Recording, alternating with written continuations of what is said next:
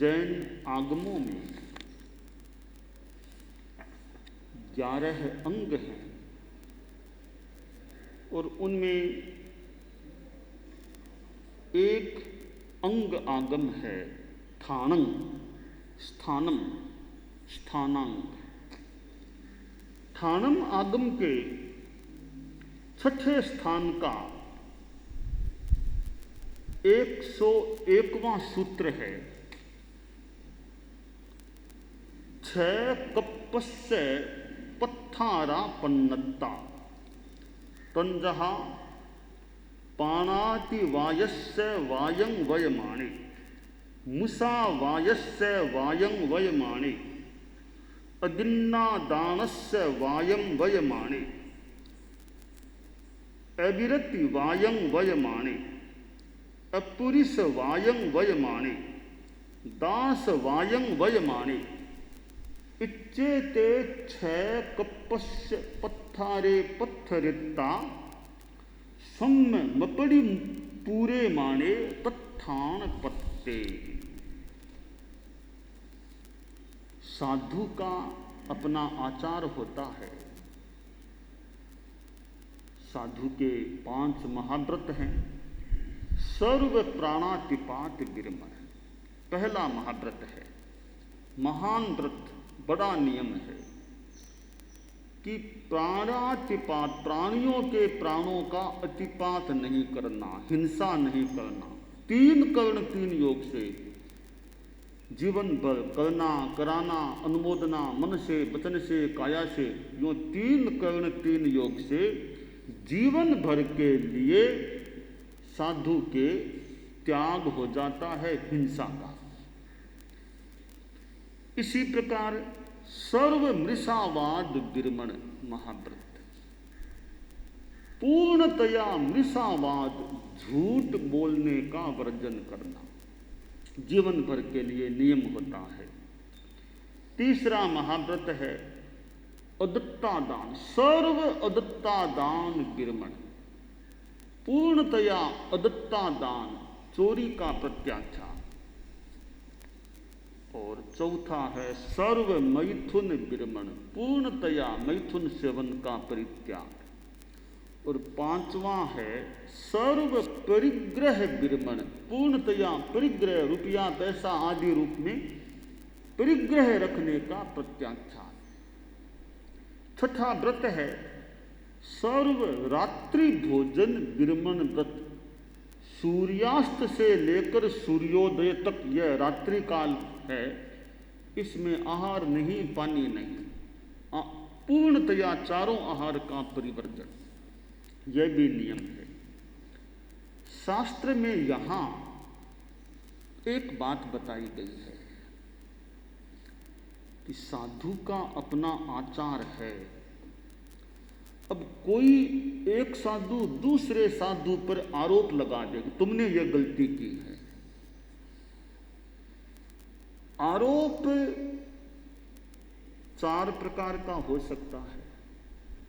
पहला आरोप है कि बिल्कुल जानबूझकर इरादतन रूप में किसी पर झूठा आरोप लगाना, गलती है नहीं, जानबूझकर उसको बदनाम करने के लिए इरादतन रूप में किसी पर झूठा आरोप लगाना, यह आरोप का पहला प्रकार है। दूसरा प्रकार है कि गलती नहीं की परंतु जानकारी के अभाव में भूल से झूठा आरोप लगा दिया।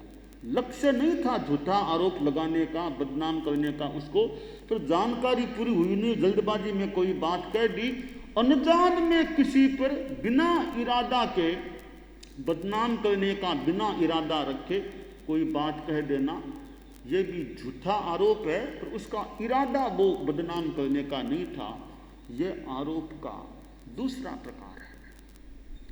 तीसरा प्रकार है कि वास्तव में किसी ने गलती की है और किसी ने आरोप लगा दिया, परंतु बिना प्रूफ, उसके पास प्रूफ नहीं है बात को सिद्ध करने का।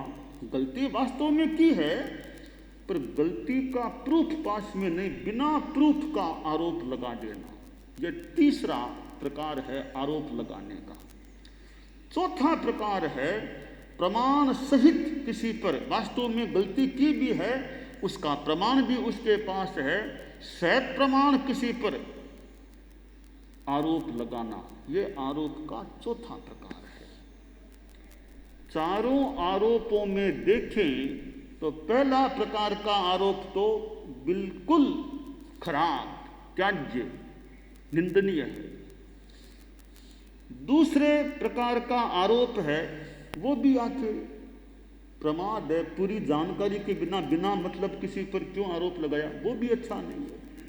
तीसरा आरोप, आरोप सही तो है पर आरोप में बल नहीं है, बलवान आरोप नहीं, प्रमाण के बिना आरोप में शक्ति नहीं आती, बल नहीं आता, तो बिना प्रमाण का है, कार्रवाई भी कैसे क्या की जाए। चौथा आरोप है कि प्रमाण है, वास्तव में गलती है और उसका भला करने के लिए, सुधार करने के लिए आरोप लगाया है, अच्छी व्यवस्था के लिए आरोप लगाया है, वो चौथा आरोप है, वो बहुत उच्च कोटि का आरोप है। वो गलत नहीं, सही भी है, प्रमाण भी है, भावना भी उसके सुधार की है। शास्त्रकार ने बताया है कि कोई आरोप लगाता है, आरोप के यहाँ 6 प्रकार, 6 तरह के आरोप, 6 तरह के आरोप। कैसे? किसी साधु के लिए दूसरा साधु कह दे कि इसने प्राणातिपात किया, हिंसा की है, प्राणातिपात संबंधी आरोपात्मक वचन बोलने वाला एक आरोप है। दूसरा, मृषावाद संबंधी आरोपात्मक वचन बोलने वाला कि वो उसने झूठ बोला था, यह आरोप लगा दिया, यह दूसरा आरोप करने वाला व्यक्ति है। तीसरा, अदत्तादान संबंधी आरोपात्मक वचन बोलने वाला, उस साधु ने चोरी की थी, यह तीसरा आरोप हो गया, आरोप लगाने वाला व्यक्ति हो गया। चौथा भी अब्रह्मचर्य संबंधी आरोपात्मक वचन बोलने वाला, अमुक साधु ने यह गलती की है अब्रह्मचर्य की, वह चौथा आरोप लगाने वाला। पांचवा, कोई कह दे ये तो साधु, इसमें पुरुषत्व नहीं, ये तो नपुंसक आदमी, नपुंसक है ये, तो ये आरोप लगा दे। और छठा, दास होने का आरोप लगाने वाला, ये तो दास आदमी है, दास था, दास बन था, साधु बन, दास का आरोप लगा दे। अब ये 6 यहाँ प्रकार के आरोप बताए हैं। आरोप लगाकर उसको प्रमाणित न कर सके, अगर प्रमाण न दे सके, आरोप झूठा भी मान लो हो, सच्चा हो, प्रमाणित नहीं कर सके, तो आरोप लगाने वाला साधु दोष का, प्रायश्चित का भागी है। जिसने आरोप लगाया है वो अगर अपने आरोप को सिद्ध न कर सके, सबूत न जुटा सके, प्रमाणित न कर सके, तो वो आरोप लगाने वाला व्यक्ति, उस आरोप का जो प्रायश्चित आए वो प्रायश्चित आरोप लगाने वाले को मिलना चाहिए, कि कोई बिना प्रमाण की बात की है। और एक बात और बताई गई है कि जो आरोप लगाने वाला है वो अपने, हो सकता है वो झूठी आरोप लगा दिया, अब अपने आरोप को सिद्ध करने का प्रयास करता है, प्रयास किया पर प्रमाणित कर नहीं सका, फिर प्रयास किया, सिद्ध नहीं कर सका, तो आगे से आगे उसको ज्यादा प्रायश्चित मिलता जाएगा, क्यों? उसके प्रमाण सारे असफल हो रहे हैं। एक उदाहरण दिया गया है, 2 साधु कोई गोचरी के लिए कहीं बाहर गए थे। 2 साधुओं में एक बड़ा साधु था, दूसरा छोटा साधु था। दोनों साथ साथ क्यों चल रहे थे? बड़ा साधु था, वो चल रहा था, कोई वर्षा का मौसम, मेंढक हो गए थे, एक कोई मेंढक मरा हुआ मेंढक पड़ा था, बिल्कुल मरा हुआ था। और जो बड़ा साधु था उसका कोई पाम उसके ऊपर पड़ गया, पाम लग गया, जो भी हुआ, तो छोटा साधु बोला, महाराज आपके पाम से मेंढक मर गया, आपने मेंढक को मारा है। बड़ा साधु बोला, वत्स नहीं नहीं, ये मेंढक है, पहले से मरा हुआ था, मैंने नहीं मारा, मेरे पांव से नहीं, पहले से मरा हुआ था। कि आप तो असत्य बोलते हो, आपने मेंढक को मार भी दिया, आप फिर असत्य बोलते हो कि मैंने नहीं मारा। तो भैया मैं जागरूक था, मेरे से नहीं मरा है। तो नहीं, आप तो असत्य बोलते हो ऐसे। अब दोनों उपाश्रय में आए और गुरु के पास छोटा साधु आया कि इन महाराज ने, मुनि जी ने मेंढक को मार दिया। गुरु जी ने पूछा उस बड़े साधु से, बोलो क्या हुआ? कि नहीं गुरुदेव, मेरे पांव से कोई मेंढक नहीं मरा है। अब छोटे साधु के पास प्रमाण नहीं, तो वो छोटा साधु आरोप लगाया है, बड़ा साधु अस्वीकार कर रहा है, तो वो छोटा साधु वो प्रायश्चित का भागी है। अब उसने देखा, अरे दंड तो मुझे मिलेगा, उल्टा मैं तो पिटा जाऊंगा। कहा नहीं नहीं गुरुदेव, इन्होंने ही मारा था। कि प्रमाण क्या? मारा था, तुम्हारे पास सबूत क्या? कि उस वहां के जो लोग थे गृहस्थ, आप उनसे पूछवा लीजिए, वो कह देंगे भी मारा है, तो आप मेरी बात को सही मान लेना। तो ठीक है, देखते हैं। तो आचार्य ने अपने कुछ साधुओं को भेजा कि वहां जाओ, वहां जो उस एरिया में लोग हैं उनसे बात करो कि उस साधु ने मेंढक को मारा था क्या। तो वे अन्य साधु उस एरिया में गए, वहां के गृहस्थों से पूछताछ की कि अभी दो हमारे संत आए। हाँ, दो संत आपके आए थे। दो संत आए थे, तो एक जो बड़े मुनि जी थे उन्होंने एक मेंढक को मारा था। गृहस्थ बोले नहीं मारा, हमने तो बिल्कुल ऐसा नहीं देखा। मुनि जी को मेंढक को मारते, उस पर पांव रख जान मारते या मार दिया, ऐसी हमारे पास कोई जानकारी नहीं है। हमने किसी को नहीं देखा साधु को मेंढक को मारते हुए। तो साधु आए वापिस, वो जांच करने वाले गुरु के पास। बोले आचार्य श्री, हमने जांच की, रिपोर्ट यह है उन गृहस्थों के पास ऐसी कोई प्रमाण की बात नहीं है, कि वो बिल्कुल नहीं कहते हैं कि उन मुनि जी ने मेंढक को मारा था। तो गुरु ने उस छोटे साधु से कहा, देखो गृहस्थ तो बिल्कुल भी साक्षी नहीं हो रहे हैं, साक्षी नहीं दे रहे हैं कि उसने मेंढक को मारा था। तो अब उस साधु को और उस छोटे साधु को और ज्यादा प्रायश्चित आना चाहिए, क्योंकि उसका वो प्रमाण भी बैठ नहीं पाया है। अब वो साधु छोटा बोलता है कि गृहस्थ और ये सारे साधु इनकी मिली भगत है, ये सब मिले हुए हैं, इसलिए गलती को छिपा रहे हैं, ये सब मिली भगत करने वाले। प्रमाण तो नहीं जुटा सका वो छोटा साधु, तो उस साधु को और ज्यादा, छोटे साधु को मिली भगत आदि की बात कह रहा है, प्रमाण नहीं दे पा रहा है, उसका प्रायश्चित और ज्यादा बढ़ जाएगा फिर। यानी एक जो आरोप लगाया है, आरोप का आधार नहीं है, निराधार आरोप है, उसका जो वो सिद्ध करने का प्रयास करे, वो प्रयास असफल होता जा रहा है, तो त्यों उस साधु का प्रायश्चित बढ़ता जाएगा। जैसे कर्जा लिए हुआ का ब्याज बढ़ता है, ब्याज पर ब्याज ब्याज, ऐसे प्रायश्चित का बढ़ता जाएगा, क्योंकि वो प्रमाणित नहीं कर पा रहा है। यह एक साधु संस्था की बात है कि आरोप लगाओ तो कुछ प्रमाण चाहिए।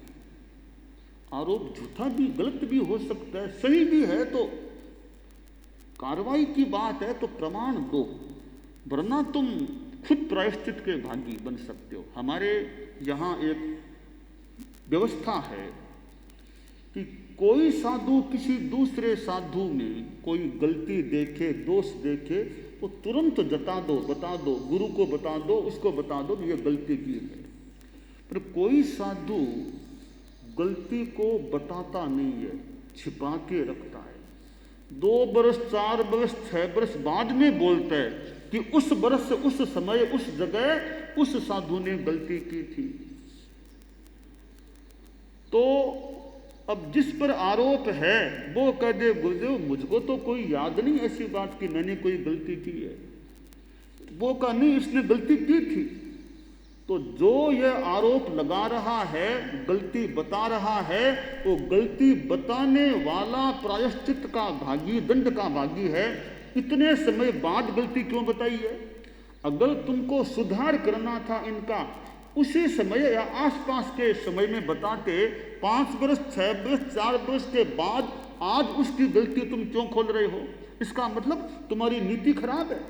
जब तक तुम्हारे आपस के अच्छे संबंध थे तब तो तुमने बात को बताया नहीं। अब संबंध कुछ ठीक नहीं है तब तुम उसको अवमानित करने के लिए, प्रताड़ित कराने के लिए उसके दोष बता रहे हो। तो तुम्हारी नीति खराब लग रही है। इसलिए गलती की या नहीं की यह अलग विषय है, परंतु वो बताने वाला तो, वो जिस पर आरोप है वो तो स्वीकार करता ही नहीं है। अब जो बताने वाला, आरोप लगाने वाला साधु है, वो प्रायश्चित का भागी है। तो इतने समय के बाद गलती क्यों बताई है? साधु संस्था में किसी के सुधार का लक्ष्य हो, किसी को बदनाम करने का, संकट में डालने का, प्रताड़ित कराने का, ये दुर्लक्ष्य, दुर्भावनापूर्ण लक्ष्य नहीं होना चाहिए। अब ये साधु के जो आचार के नियम हैं, हो सकता है साधु से कोई हिंसा भी हो जाए, कोई मेंढक कभी मर सकता है पैर से, और कोई छिपकली भी कभी कोई मर सकती है, कीड़ा मकोड़ा कुछ मर सकता है, तो मरना असंभव नहीं है। परंतु किसी पर गलत आरोप नहीं लगाना चाहिए, और गलती है तो खुद को भी अपने दोष का प्रायश्चित करने का रुझान, मनोभाव रखना चाहिए कि मेरी गलती का प्रायश्चित हो जाए, परिमार्जन हो जाए, ताकि आत्मा मेरी शुद्ध रह सके। झूठ बोलने संबंधी गलती हो सकती है, कभी साधु है, इंसान है, छठे गुणस्थान तक का है, तो कोई गलत बात भी जान में, एक अनजान में कोई मिथ्या बात भी मुंह से आ सकती है, तो ठीक है, उसका शुद्धिकरण होना चाहिए। कभी साधु से छोटी कोई चोरी भी हो जाए, किसी दूसरे साधु की वस्तु निकाल के ले ली, ऐसी चोरी भी हो सकती है, और भी गलतियां हो सकती है। तो मैन इज एरर, इंसान से गलती हो सकती है, परंतु गलती का परिष्कार करने का खुद का भी लक्ष्य होना चाहिए। दूसरे हैं वे भी गलती का परिष्कार कराएं, यह हमारा लक्ष्य है, न कि किसी को संकट में डालने का या बदनाम करने का दूसरों का भी लक्ष्य होना चाहिए। प्रायश्चित में सरलता की महत्ता है। गलती हो गई है तो सरलता से जितनी बात रखोगे प्रायश्चित देने वाले के सामने, गुरु के सामने, जो भी हैं, तो शुद्धि अच्छी हो सकती है। सो ही उज्जुय भूयस्य, ऋजुभूत है, उसकी शोधि शुद्धि हो सकती है। कपट है, बात को छिपाने का प्रयास, तोड़ मरोड़ कर बात को प्रस्तुत करने का प्रयास, वक्रता है, तो शुद्धि में, पूर्ण शुद्धि होने में कठिनाई है। अरे गलती है, तुम्हें पूछा जा रहा है कि तुमने गलती की क्या, तो स्वीकार करो। यदि गलती है तो स्वीकार करो, मेरे से गलती हो गई। अनायारम परक्कम में नेव गुहे निन्नवे, अनाचार हो जाए तो छिपाओ मत, अस्वीकार मत करो, बात को तोड़ मरोड़ कर मत रखो। शुद्ध मन से को, यदि गलती है तो मेरे से गलती हुई है, तो शुद्धि हो सकती है। तो ये शास्त्रकार ने ठाणन के 6:101 में बताया है, प्रस्तार की बात है कि कैसे आरोप लगाने वाले पर प्रायश्चित आगे से आगे वृद्धि को प्राप्त हो सकता है। इसलिए हम चारित्रात्माओं के लिए ध्यातव्य है, झूठा आरोप तो लगाने का मानो सपना ही नहीं आना चाहिए। सही आरोप भी लगाएं तो थोड़ी तैयारी चाहिए, कुछ प्रमाण चाहिए, तो ज़्यादा अच्छा हो सकता है।